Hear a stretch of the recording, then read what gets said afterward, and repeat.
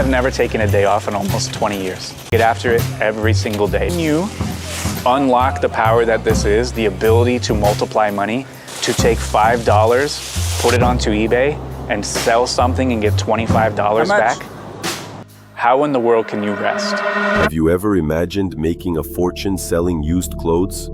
Today you'll learn the story of American Rick Senko, who with a simple idea, but with a lot of intelligence and effort, created a true empire. My name is Rick, I'm 41 years old, I'm from South Florida. Last year I brought in $6.5 million selling pre-owned clothing.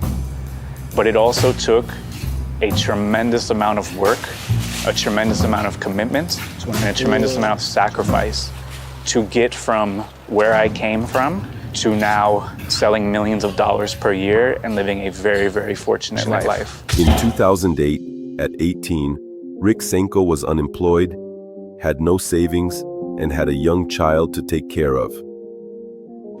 To make matters worse, his phone at the time broke, and he obviously needed a replacement. But every cloud has a silver lining. In his search for a new phone, he went to eBay, but found the phones available on the site too expensive, which gave him the idea to look on Craigslist, which is an American classified site that sells absolutely anything. And there, he not only found a new phone, but also an entrepreneurial opportunity that would totally change his life. He had the idea to buy the device for $35 and list it on eBay for $70. And the result was that the phone sold the same day. And after that, Rick's life changed forever. After this event, Rick started reselling electronics using this same model. But after some time, he started doing the same process, but selling clothes. The logic was the same, but the opportunity was infinitely greater. Rick Senko's machine is fueled by a brutal routine. His success isn't luck, it's a mathematical equation. The formula is more repetitions, more opportunities. Rick's purchases come from two places: thrift stores, where he visits 55 stores a week, and flea markets, where he arrives at 4 in the morning, long before the sun rises.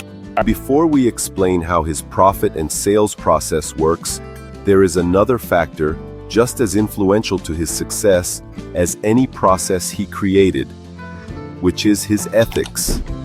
In every negotiation he makes, there is one rule: never ask to lower the asking price. And why? The guy woke up early to be here, he's gotta make some money. We all gotta make some money. Like, if I'm the only one who makes money and they don't make money, what happens? They stop coming to the flea market.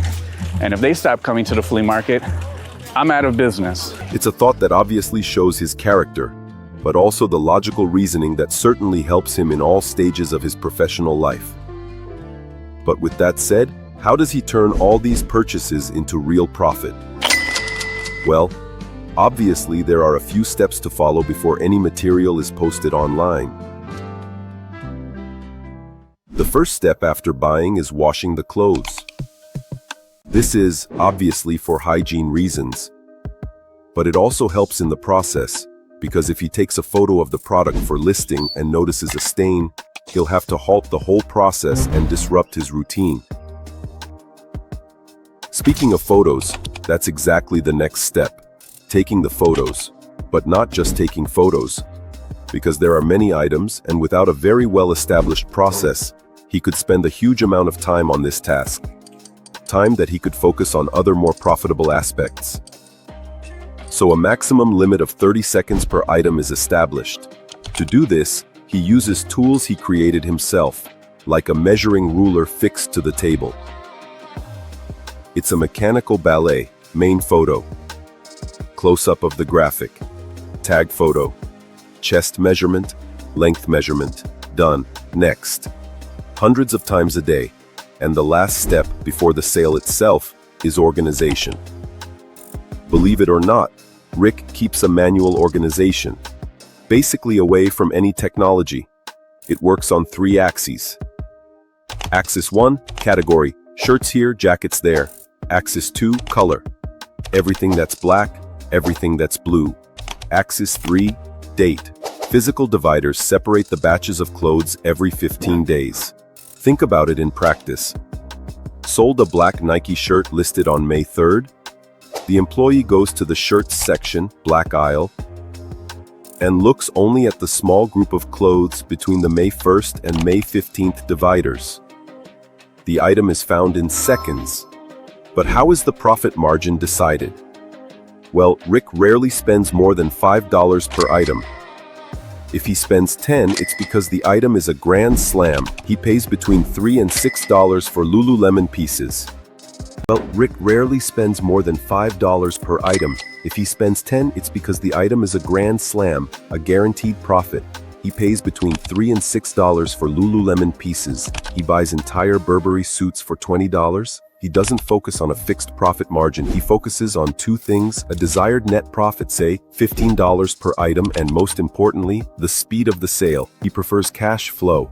He prefers a smaller profit that sells fast over a huge of inventory. Cash flow is king. And with that in mind, another extremely important factor comes in, which is how Rick knows his business, as we can see in the negotiation of this hat.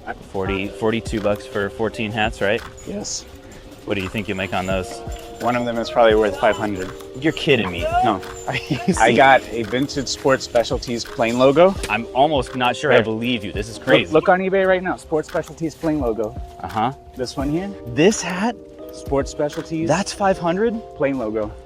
This is a very, very hard to find obscure hat. We'll search vintage, sports specialties. Even with like the pen on there and stuff. That's some guy's autograph. The person who buys this does not care. Yeah. I've only found maybe 2 or 3 plain logos in my entire life. Plain logo, $1,200, $1,025. That's sold. The Yankees one is very, very hard to find. Yeah. Another one, $750. And you've got what, a Philadelphia one? Yeah, $600. No $600. freaking way. Look, you see the MLB on the side? No way, it's the same thing. That's what makes it the plain logo. And once the sale is complete, there are a few other details that make all the difference. The packing stations are identical and redundant. The employee grabs the item from the warehouse, and the first thing they do is a visual check. Is the shirt in hand the same as the photo on the computer? Yes. The mistake is avoided before it even happens. The item is folded, gets a thank you note, with a discount coupon to drive the next sale, and is packed. And the final touch of logistical obsession. The shipping label is stuck to the package with the barcode facing up. Why? So the mail carrier can scan the package faster, and the store never loses points for late shipping. This isn't selling clothes, it's operating a system that turns the chaos of thrifting into a predictable, multi-million-dollar assembly line. If you want more analyses like this, dissecting the systems and minds behind success, subscribe to the channel and turn on notifications. Thanks for watching.